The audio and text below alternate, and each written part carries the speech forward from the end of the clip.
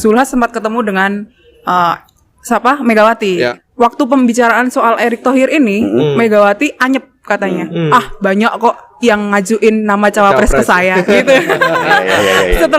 Setelah rombongan PAN itu pulang katanya, PAN bete. Iya. Jadi kayak wah suram gitu. Ada 2 nama, Erick dan Sandi waktu itu.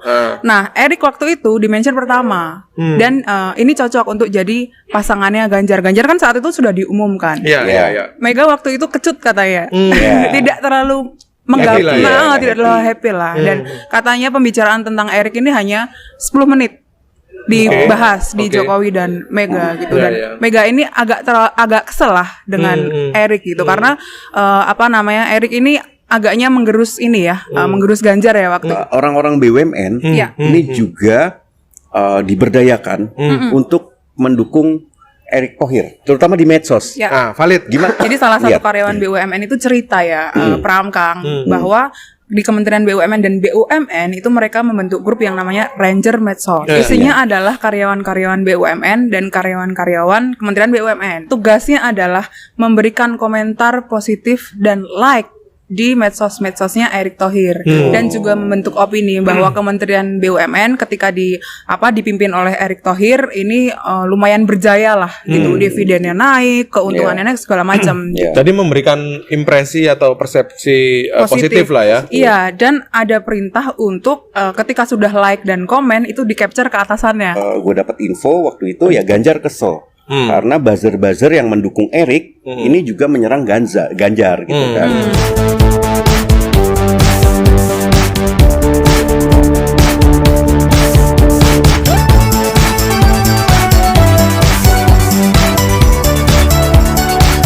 Hari ini kita akan bahas Erick Thohir. Siap. Tokoh yang fenomenal, Menteri BUMN sekaligus juga Ketua Umum PSSI. Lagi rame juga. Lagi rame, betul. Karena sekitar minggu lalu ya, FIFA memutuskan Indonesia sebagai tuan rumah U17 ya. U17 menggantikan Peru. Nah, ini seolah-olah ini berkah ya, durian runtuh gitu kan kita dapat. Keberhasilan Erick ya. Keberhasilan Seolah-olah, Erick. Seolah-olah. Apa infonya nih? Berarti ada sesuatu yang tersembunyi di situ. Ya, tapi kita pernah menulis soal itu ya. Persis. Soal U20 ya. Kita menulis pada waktu itu dan memang sangat dalam bagaimana Piala Dunia U20 itu nggak serta-merta karena penolakan tim Israel gitu kan. Jadi tim Israel satu hal, tapi ada hal lain gitu yang kemudian gua dapat info yang valid nih, Ramci. Jadi dari pelakunya langsung nih ya. Jadi orang yang terlibat langsung nih valid nih. Jadi kan U20 ini. Jadi kita sedikit tarik mundur dulu, Ramci. U20 itu kan bermula kabar kita batal ketika ada pengumuman soal penundaan drawing di Bali. Itu kan penundaan drawing di Bali dan ada orang yang kemudian cerita ke gue langsung untuk tanya di mana surat pemberitahuan atau surat resmi FIFA yang membatalkan drawing di Bali, ya kan? Terus sama timnya Erick itu sampai hari ini nggak dikasih. Minimal tidak bisa diberikan gitulah. Bahwa surat itu ada atau enggak, nah itu kita nggak tahu ya. Tapi sempat ada permintaan itu dan tidak bisa diberikan kepada sumber gua yang valid itu yang tanya. Bener nggak ada surat itu kan? Terus kemudian bergulir Ganjar, Gubernur Bali Wayan Koster menolak kedatangan tim Israel dan seolah-olah ya tadi kata Cica kan, seolah-olah U20 ini batal karena penolakan tim Israel. Padahal cerita yang kita dapat di baliknya adalah ada faktor ketidaksiapan infrastruktur. Minum dulu lah. Ya, kita juga dapat info itu waktu itu ya. Ngomongin Erick Thohir jangan grogi dong. Iya. Mentang-mentang banyak pendukung di medsos nih. Pendukung beneran atau bukan tuh? Kita nggak tahu lah pendukung beneran atau enggak ya kan. Iya. Tapi itu faktor bahwa tidak semata-mata kedatangan tim Israel, tapi ada ketidaksiapan infrastruktur. Yang gue dapat infonya itu memang ini valid banget bahwa kan kita baru dapat pengumuman U17 itu akhir Juni ya.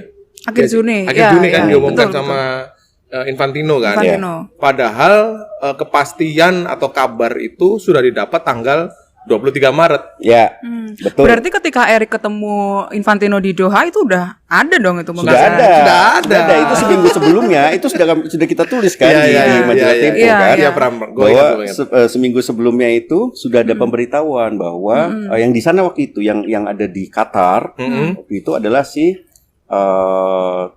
siapa namanya mantan sekjen si Ratu Tisa. Ratu Tisha. Iya.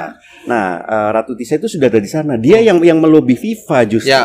Nah, tapi kemudian di sanalah FIFA menawarkan pada Ratu Tisha, lu mau nggak U17 saja garap karena Peru sudah hampir pasti batal. Iya. Ya, karena mereka lebih tidak siap lagi soal infrastruktur kan. Ya. Nah, setelah itu sampailah kabar itu ke Erik juga Ke akhirnya Indonesia ya. sampaikan Oke, gitu. oke. Nah, terus kemudian kalau kita lihat kan di kemasannya itu di mana Di Instagram Instagram, medsos, gitu. Iya. seolah-olah Erik berjuang, Melobi-lobi FIFA. melobi, Iya. memperjuangkan. Dan jangan lupa itu juga ada dari istana kan menugaskan Erik itu Iya. untuk mendapatkan hasil yang terbaik itu. Gue Iya. ingat tuh ada Iya, tuh di Instagramnya Erick Thohir. Iya. Nah, jadilah dia pakai ransel, Iya, pakai kaos gitu iya. kan. Bawa map gitu Iya. kan, ketemu Infantino. Yang pasti dia bawa Iya, bawa ransel. Backpack lah ya, bawa backpack gitu kan. Yang gue dengar pembicaraan di Doha atau Qatar ya waktu itu. Iya, sama kan? Iya, Di Doha ya. Itu hanya formalitas aja gitu. Jadi gimana, Erik Ci? hanya berbincang aja dengan Infantino apa yang terjadi di Indonesia Iya, iya. dan bagaimana nanti kelanjutan dengan FIFA dan sebagainya gitu. Jadi Iya. nggak ada tuh yang namanya lobby-lobby yang gue denger gitu ya. Jadi sudah ada keputusan lah ya intinya. Sudah ada keputusan. Sudah ada Sudah firm keputusan lah. kalau kita nggak jadi U20 dan akan dapat barter U17 gitu kan. Berarti drama aja ya selama ini. Iya, kira-kira begitulah Pram. Ya nggak apa-apa, namanya pencitraan. Iya, boleh lah pencitraan gak ada yang larang. boleh aja. Tapi Gitu. ini kan soalnya kan ini apa ya? Kalau kita lihat seperti ada tipu-tipu sedikit gitu ya. Iya. Ya, oke Jadi lah, gitu kalau lah. lebih dalam lagi sebenarnya 23 Maret kita dapat info bahwa itu sudah sudah dapat kepastian kita batal U20 terus U17 Peru mundur dan kita di barter itu. Iya.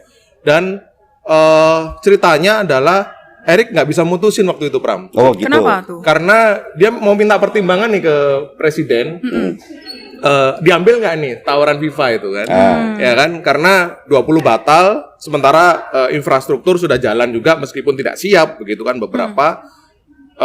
Diambil nggak di tawaran FIFA? Nah hari-hari itu memang Erik meminta waktu untuk berkonsultasi, Pram. Cik. Tapi kemudian lewat orang dekatnya, gitu kan? Orang dekatnya Jokowi. Orang dekatnya Jokowi menyarankan ambil aja kesempatan itu gitu lah. Nanti saya yang ngomong ke Pak Jokowi gitu bahwa ada tawaran FIFA soal U17 untuk menggantikan U20. Nah, dari situlah kemudian kita ambil tuh kesempatan U17 dan baru diumumkan Infantino di akhir Juni kemarin kan.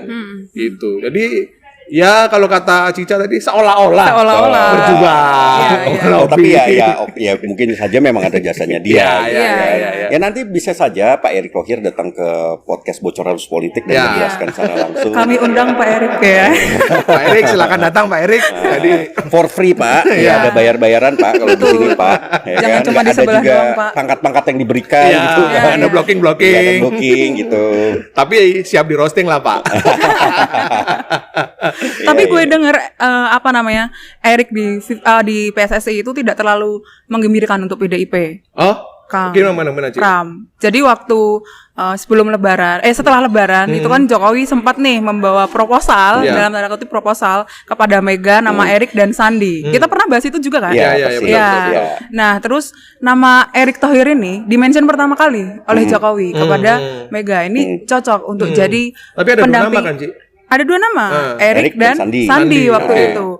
Nah, Erik waktu itu dimention pertama. Dan ini cocok untuk jadi pasangannya Ganjar. Ganjar kan saat itu sudah diumumkan. Iya. Mega waktu itu kecut katanya. Tidak terlalu tidak terlalu happy lah. Dan katanya pembicaraan tentang Erik ini hanya 10 menit dibahas di Jokowi dan Mega gitu. Dan Mega ini agak kesel lah dengan Erik gitu. Karena Erik ini agaknya menggerus ini ya, menggerus Ganjar ya waktu itu ya, karena kan PDIP yang menolak kan waktu itu.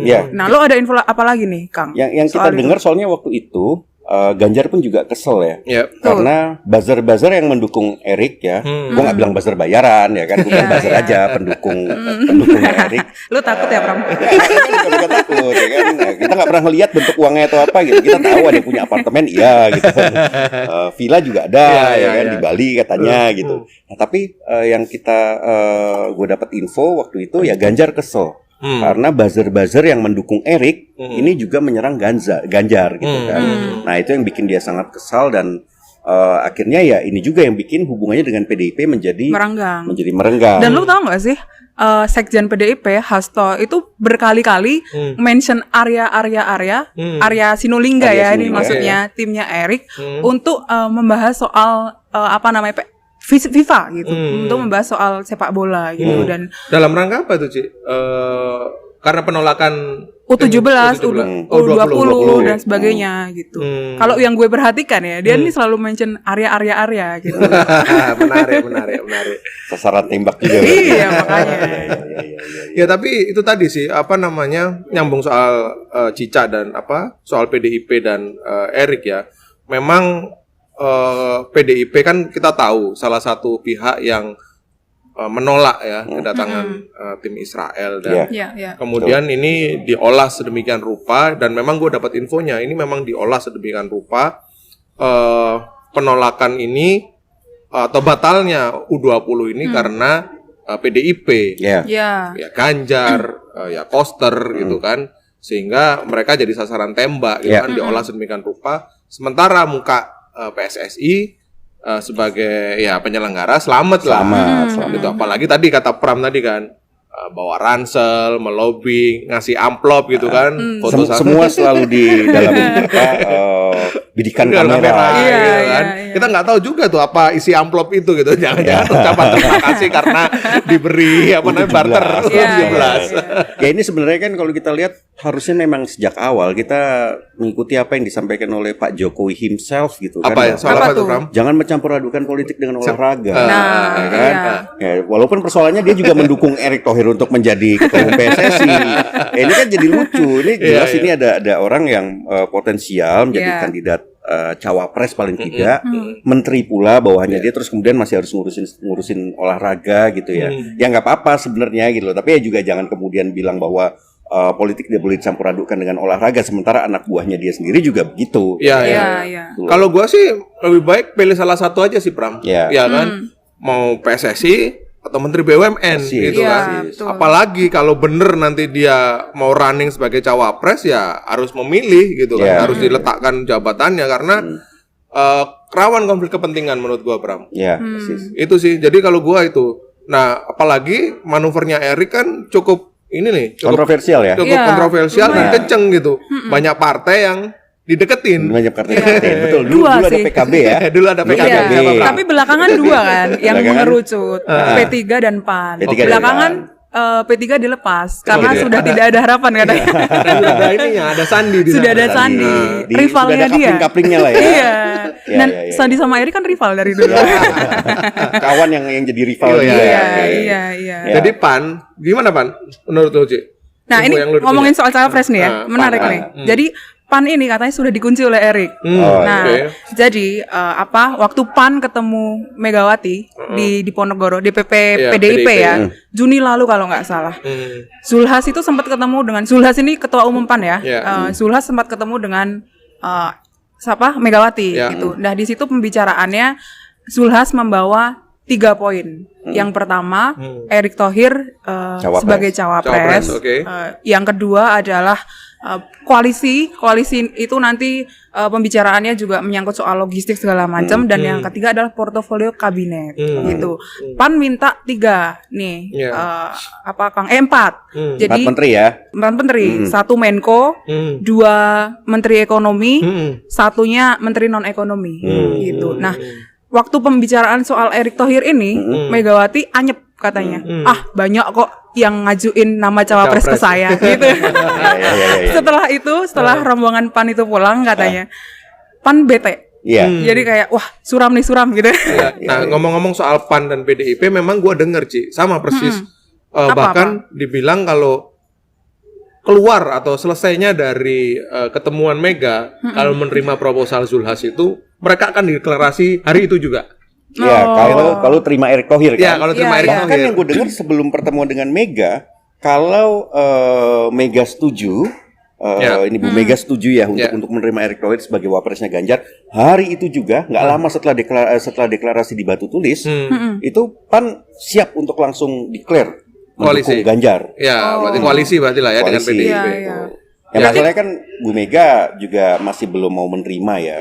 Kecil lah peluangnya Erick Thohir untuk menjadi cawapresnya Ganjar. Karena memang gua dengar peluang kecil itu bukan cuman soal masalah PDIP dan Piala Dunia kemarin, Pram. Ci. Jadi ada juga kalkulasi yang memang gua dapat infonya, bocorannya yang dari orang-orang dekat di PDIP itu adalah soal wakil dari Ganjar itu adalah orang yang NU atau dan orang yang ya tidak punya ambisi politik di 2029. Berarti Erick ada ambisi politik maksudnya? Ya pokoknya orang muda gitu. Bisa jadi gitu kan. Karena itu nama-nama yang kemungkinan untuk running di 2029 itu kecil kemungkinan untuk dipilih PDIP Oke, itu salah satu alasan juga. Tapi mungkin saja mereka berhitung nih, yang ini yang gue dengar ya dari orang PDIP juga, nama Erick ini agak tersingkir juga karena mereka memperhatikan kinerja Kementerian BUMN yang kita lihat ada beberapa persoalan juga ya di situ ya. Pada zamannya Erick gitu ya, salah satunya kan GoTo ya. Yang itu kemudian juga menyebabkan mereka berpikir ulang nih, untuk apa namanya, kita tunggu dulu aja masalah-masalahnya ini akan seperti apa ke depan gitu. Kurang lebih seperti itu sih yang gue dapat bayangan. Jadi memang ada beberapa faktor yang menyebabkan Erick Thohir ini sulit untuk masuk sebagai cawapresnya Ganjar.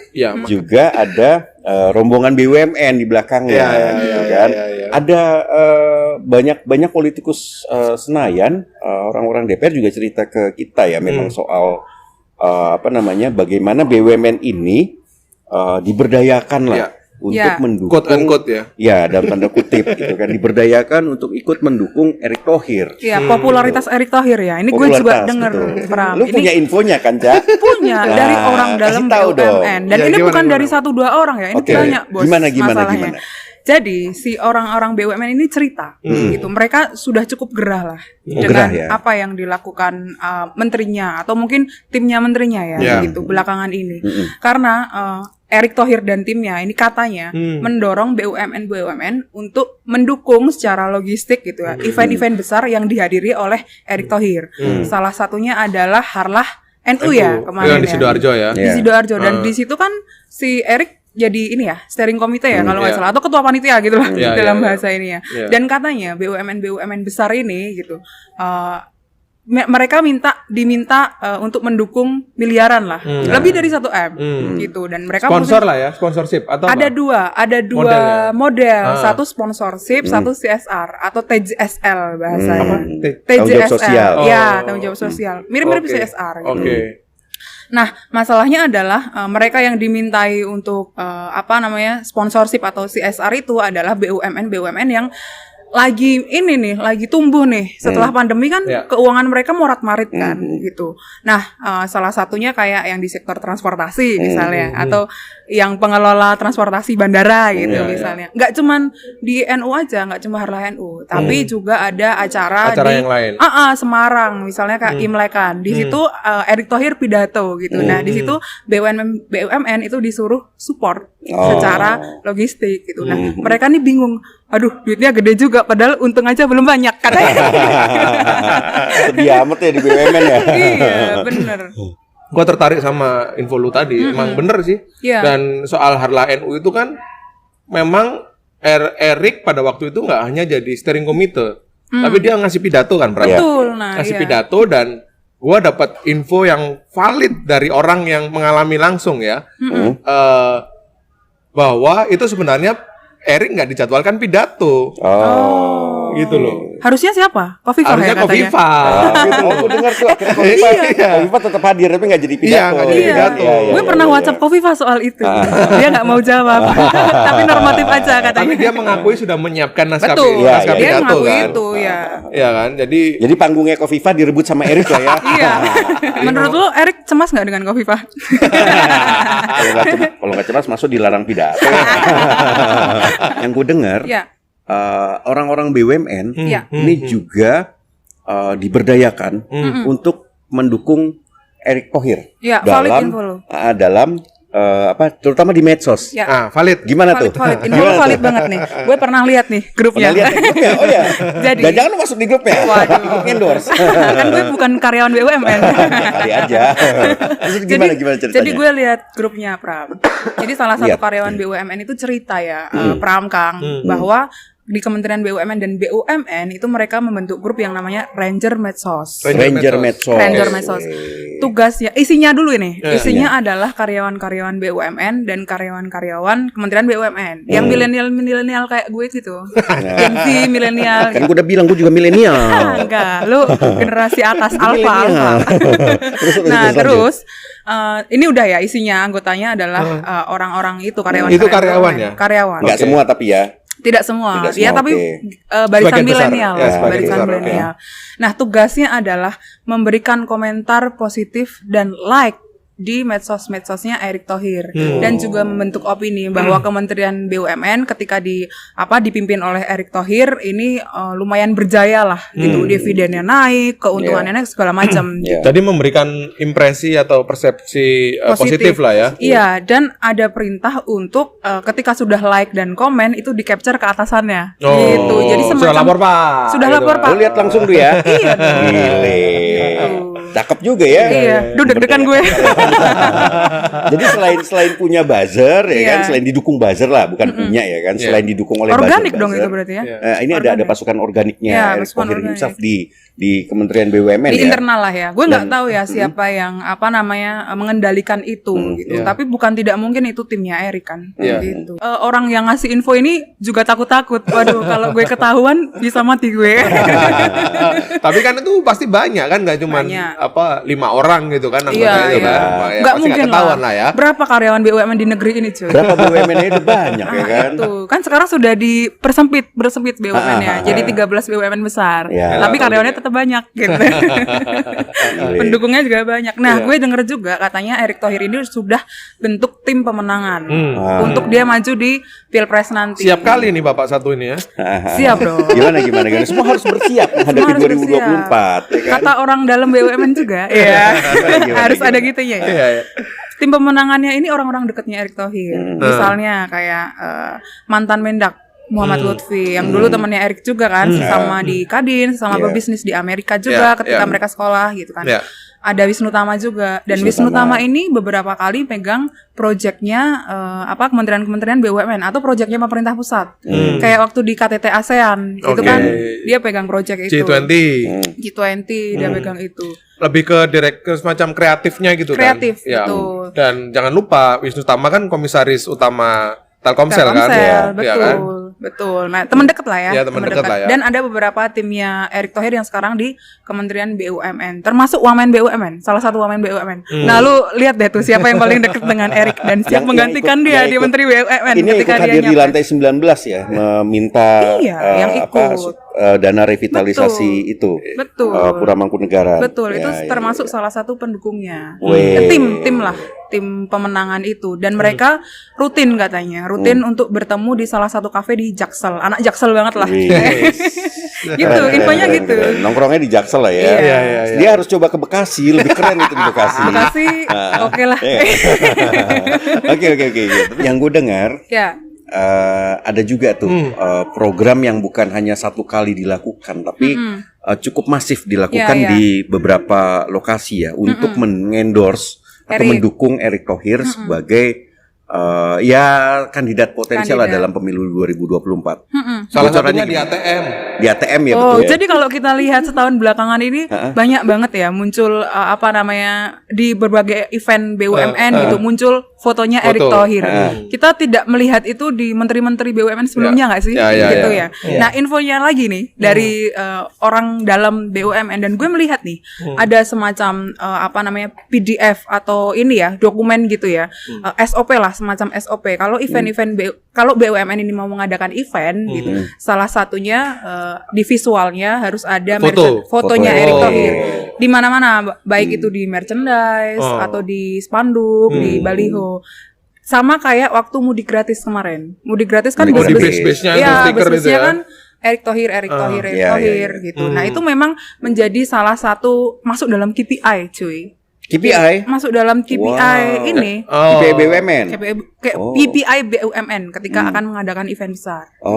Dan itu yang event-event yang massal ya, yang mendatangkan banyak orang gitu. Salah satunya kita dapat proposalnya juga kan, yang melihat soal proposalnya. di beberapa tempat Jalan sehat. Jalan sehat. Iya. Dan gitu. itu jalan sehat tuh di banyak pulau loh. Enggak cuma di Jawa, tapi di Sumatera ada, kemudian di beberapa tempat lah gitu. Gitu. Gimana menurut lo? Ya, dengan foto gimana, itu. Bram? ya udahlah dia menteri BUMN gitu kan, nanti paling alasannya ya saya kan sebagai menteri BUMN gitu. Efektif nggak itu untuk mengerek popularitas? Kalau efektif mungkin bisa saja ya, tapi ya alasannya paling nanti juga digunakan ya ini kan kesadaran dari teman-teman BUMN sendiri untuk mendorong saya gitu. Ya seperti waktu diprotes soal ATM itu kan juga dia berkilah begitu kan, bahwa ini BUMN dan macam-macam gitu kan. Padahal ya masa sih kita ke layar ATM temunya Pak Erick terus gitu. Too much ya kalau too much ya gitu. Bang lo Himbara ya? Iya, Himbara. BRI pula. Iya. Ya, tapi mungkin ada baiknya ya jangan terus sering lah menggunakan BUMN gitu. Betul. Pisahkan antara politik dengan BUMN gitu. Bukan hanya dengan olahraga tapi juga dengan BUMN. Rasanya juga perlu. Biarlah BUMN ini bekerja dengan profesional persis. Bukankah itu yang diinginkan juga oleh Pak Erick? Maka betul. Untuk menjadikan BUMN itu profesional, ya jangan disatukan dengan politik. Tidak perlu kemudian mengendorse Pak Erick untuk menjadi cawapres. Gitu. Bukan melarang Pak Erick untuk menjadi cawapres tentu saja gitu, tapi tetap saja harus dipisahkan. Karena kalau tidak BUMN kita akan semakin menjadi sapi perah. Ya, kita ngelihat selama ini ya BUMN selalu begitu. Kita pengen BUMN yang profesional, BUMN yang bisa menciptakan keuntungan tapi juga sekaligus melayani publik. Kalau kemudian hanya melayani satu orang atau elitnya segelintir orang ya. Oke. Sepakat Pram. Ya, setuju.